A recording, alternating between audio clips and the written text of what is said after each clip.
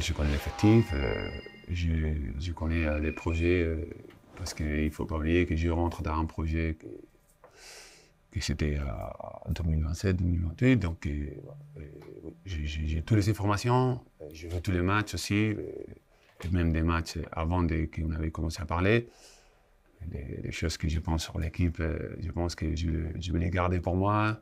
C'est pas moi l'entraîneur maintenant, et tout le respect pour Eric et tout le travail qu'il est en train de faire, qu'il a fait. Donc, et ça, c'est des choses que je peux penser ou pas penser. Chaque entraîneur en est différent. Donc, peut-être des joueurs qui cette année ils sont en train de performer avec moi, on va pas performer. À l'inverse, des joueurs qui maintenant ils sont pour moi, ils vont devenir des joueurs cadres. Je sais pas. Qu'est-ce que ça va passer à partir de l'année prochaine. Mais oui, je suis très informé, j'ai fait mon boulot.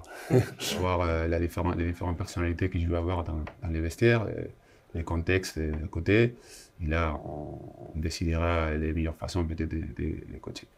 Mais normalement, on est comme on est, donc oui, tranquillité, confiance, travail, engagement, c'est un peu les mots qui normalement ils m'ont suivi jusqu'à maintenant. Et bon, comme je dis, si Saint-Méry il a signé à Sierre pour son façon d'être, bien sûr qu'il va avoir un développement de mon façon de travailler, parce que toujours, si on n'améliore pas, c'est qu'on reste et on va être pire. Mais Sierre, il continuera à travailler comme il a fait jusqu'à maintenant. Je passe déjà en ligue plus fort, et bien sûr en structure. Un club beaucoup plus structuré, historique en France, qui a beaucoup plus de supporters, des médias. Ça fait depuis que je ne jouais pas, il n'y avait pas en face tellement de journalistes. Donc j'ai super conscient des défis qu'il va y avoir. Sierre était pour nous la bonne personne, donc ça ne servait à rien d'attendre plus longtemps. Et puis il y a quand même pas mal de taf pour lui maintenant.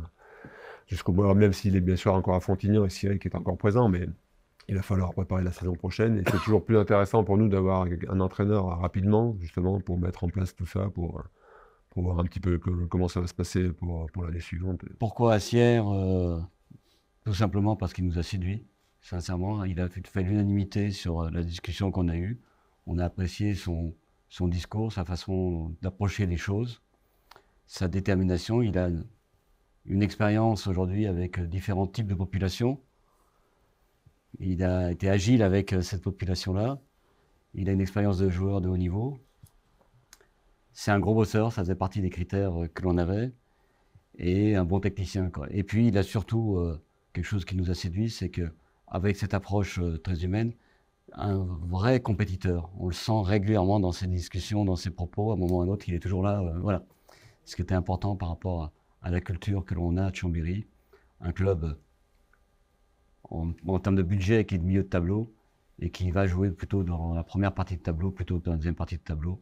Et ça sera sa mission ce qui est.